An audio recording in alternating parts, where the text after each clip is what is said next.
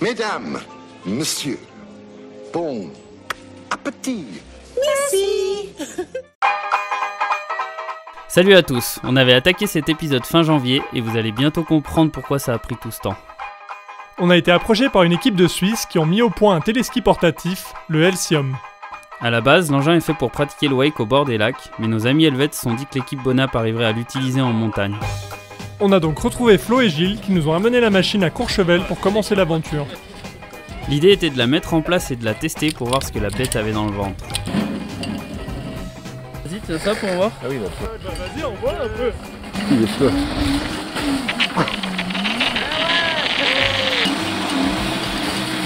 Ça a l'air d'archer. Et visiblement, il y en avait sous le capot. On fait, c'est bien. Non, ça va. Regarde la poche. Fermez les poches. Pour une mission de ce genre, il nous fallait un skieur solide, on a donc emmené le bon Timmy Théo. La machine ayant réussi son bac blanc haut la main, on pouvait passer aux choses sérieuses. Avec un coup de pouce du club des sports, on a monté l'engin au sommet du domaine skiable. Il ne nous restait plus qu'à passer une crête pour arriver dans la vallée des Avals.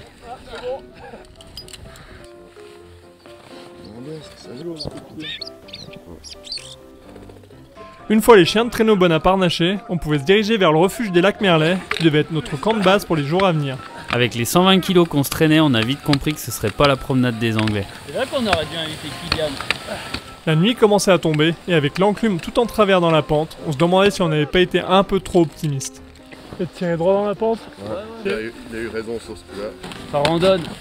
Le téléski est capable de se tracter lui-même si on installe un ancrage au sommet. On comptait donc là-dessus pour passer la dernière pente.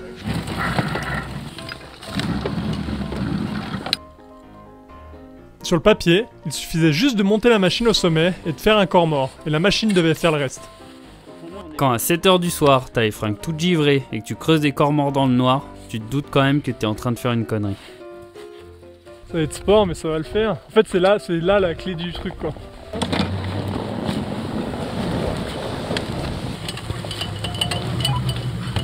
Non, ça fait pas le fait.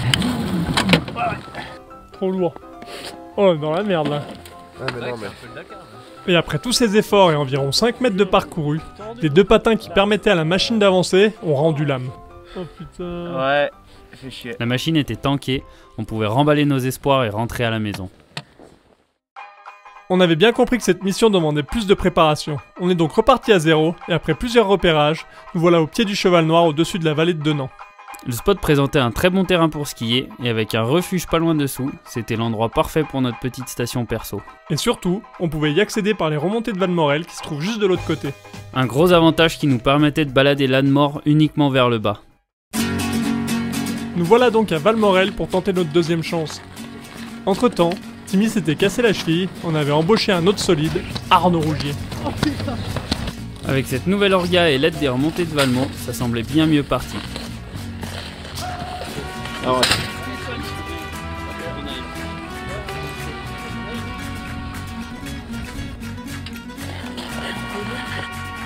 Il restait plus qu'à charger la bête dans notre barquette light années 80 pour filer vers le spot. Elle était tellement légère qu'on s'est demandé s'ils avaient pas oublié un bonhomme dedans. Plus qu'à espérer qu'on ait quelques talents de pisteur cachés en nous.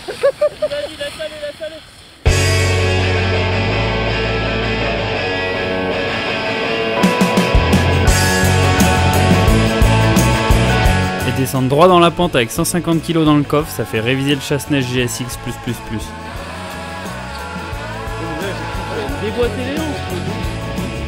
Une fois au pied de la face, on a trouvé l'endroit propice pour bien utiliser le téléski et on est passé à la mise en place.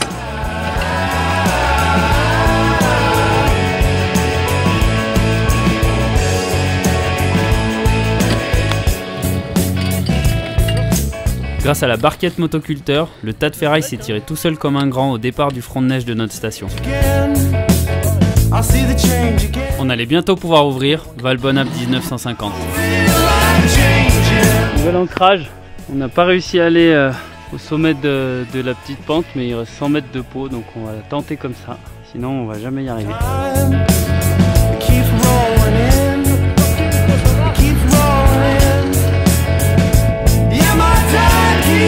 Putain, c'était bon de mettre enfin les skis à la descente. Yeah, my time keeps on changing. Même si on était pas mal avec notre téléski, on n'était encore pas la compagnie des Alpes.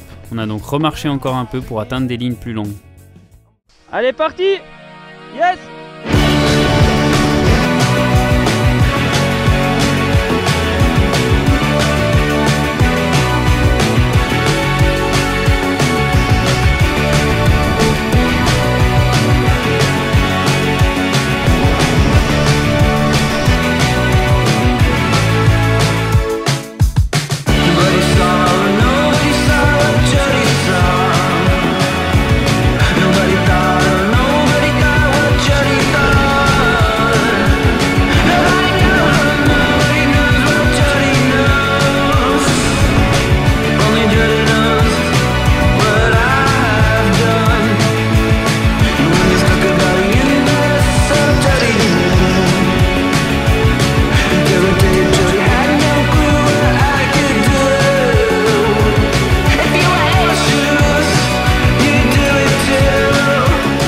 Après quelques virages dans les derniers rayons de soleil, il était temps de fermer la station.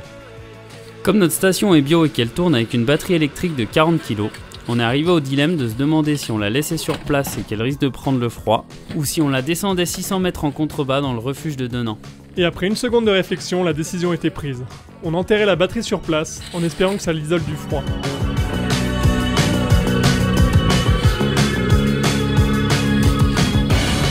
On pouvait partir pas serein, passer une bonne nuit au refuge de Nambrin, où Claudette nous attendait avec un bon casse-croûte.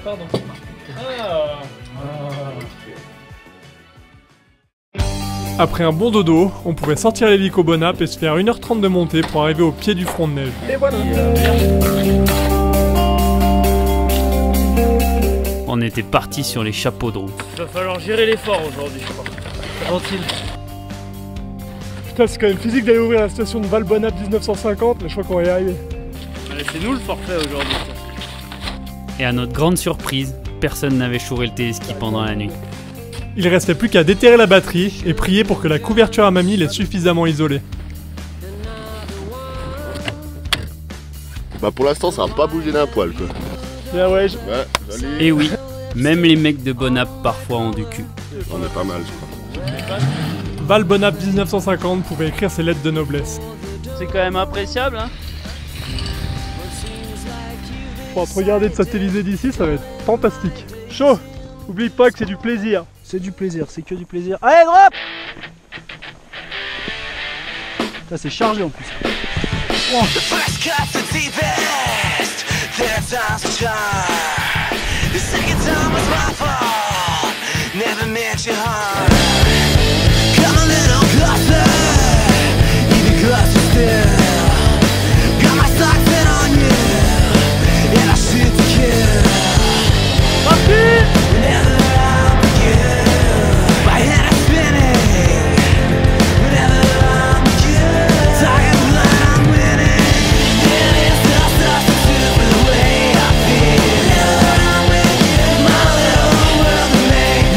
Même le chef des remontées s'est permis quelques courbes.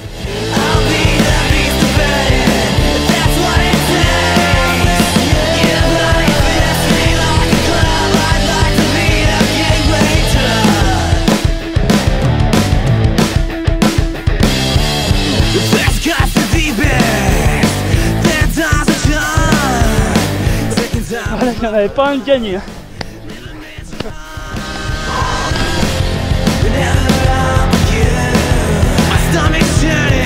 On ski dans tous les sens maintenant, c'est pas mal. Pour les lignes freeride, le téléski était un peu court, on a donc direct ouvert le snowpark de Val-Bonap 1950.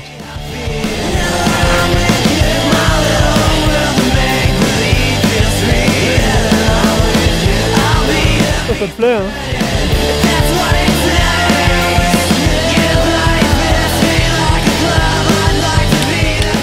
Passe, ça passe. Ça passe, c'est le king de ça, toi.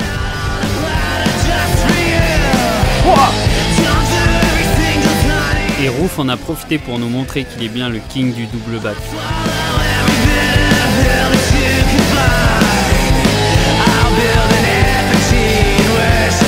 C'est vraiment un gros mutant.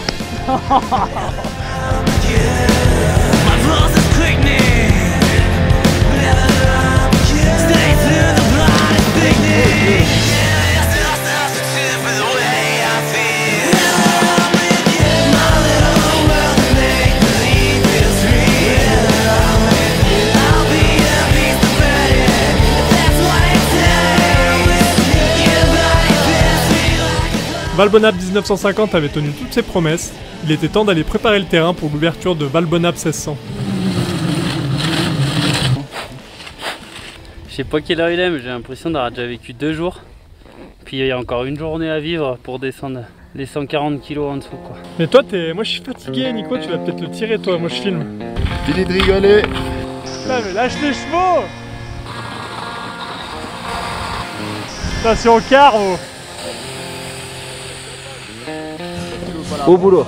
Ouais, ça fait plaisir parce que là ça aurait pu durer encore 3 heures de plus. On avait mis le téléski à sa place pour le lendemain. Par contre on pouvait pas refaire le coup de la batterie enterrée. Cette fois-ci on allait devoir redescendre le tas de plomb en bas dans la vallée. Mais ça va, c'était facile.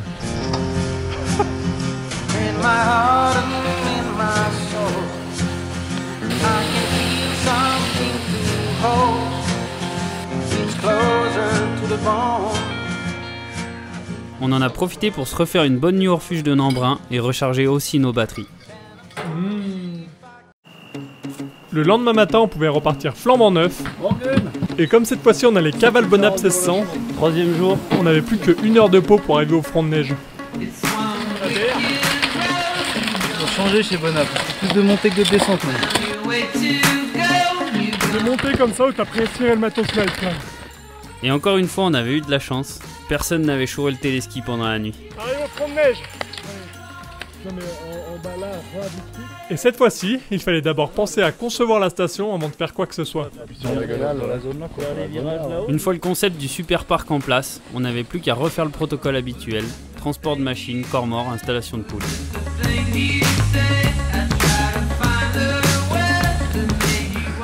C'est bien Rocky.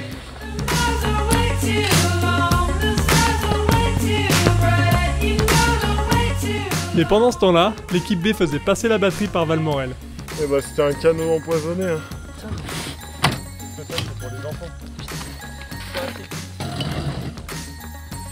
Restait plus qu'à procéder au réglage NASA pour faire marcher le téléski en aller-retour. Là, il est 50 cm après la poulie.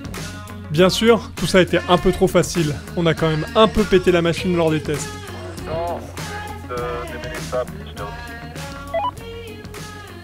Ça devient laborieux ce machin. Ah là ça s'est tout emmêlé autour de l'axe. Hein. Ouais, Il y a un axe qui dépasse et ça qui le tient. Et regarde ce côté-là maintenant. L'axe il est rentré, il a tordu la truc et ça c'était par terre, ça devrait. Tu vois l'axe il devait sortir et être là.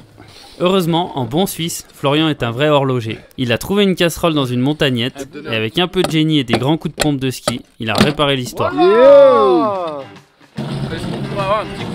On avait le concept, on avait la machine, il n'y avait plus qu'à se tasser les vertèbres sur les sauts en montée. On pouvait arroser l'ouverture flambante de Valbonab 1600.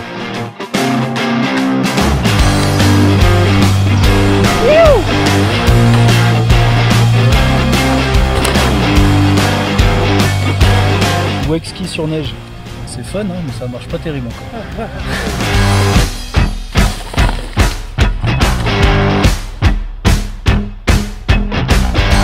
Rising up and falling down. I should have stopped, but I do not know how.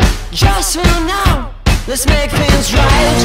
Have some fun, or at least we'll try it. You've got your truth, and I got mine. So what the use of blowing my mind? Some kind of game where we both lose. Ouais, bah c'était marrant ce petit téléski.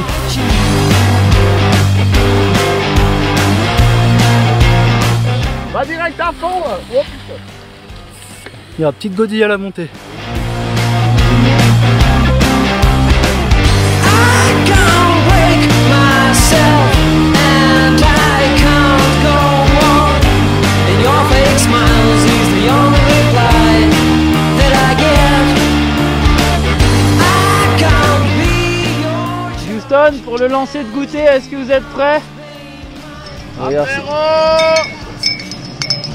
c'est le bon apéro. Fabien, qu'est-ce que c'est? Merci. Mais bien sûr, avec le concept de station éphémère, il a fallu la refermer juste après son inauguration. Nickel. Après Valbonab 1950, c'était au tour de Valbonab 1600 de mettre la clé sous la porte. À la suite d'une journée d'exploitation, les investisseurs suisses se sont retirés du projet. Il ne restait plus qu'à évacuer le téléski en bas de la vallée. Mais ça va, ça aussi c'était facile. La corde, là. pas fait ça. Non, Mike Horn il l'a pas fait ça. Bear Grylls il l'a pas fait ça.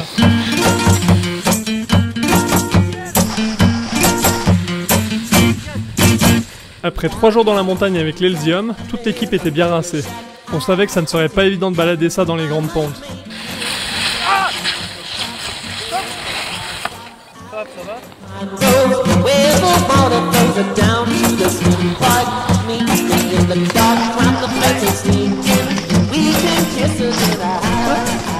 On se fait un petit break. Et là c'est vraiment trop. Là on est vraiment en train de se faire plaisir. Allez on engage. Mais c'était une bonne expérience et on aura bien profité de l'engin. On vous tient au jus pour l'ouverture définitive de Val Bonap. Oh ils m'ont eu. Oh je reviendrai Bonap, merci les gars. Allez, salut. Un vrai baudard, ça aurait pas fait de mal. Hein. C'est en train de lui faire un garrot au niveau de l'estomac. Ça c'est tout à l'heure quand t'auras skié.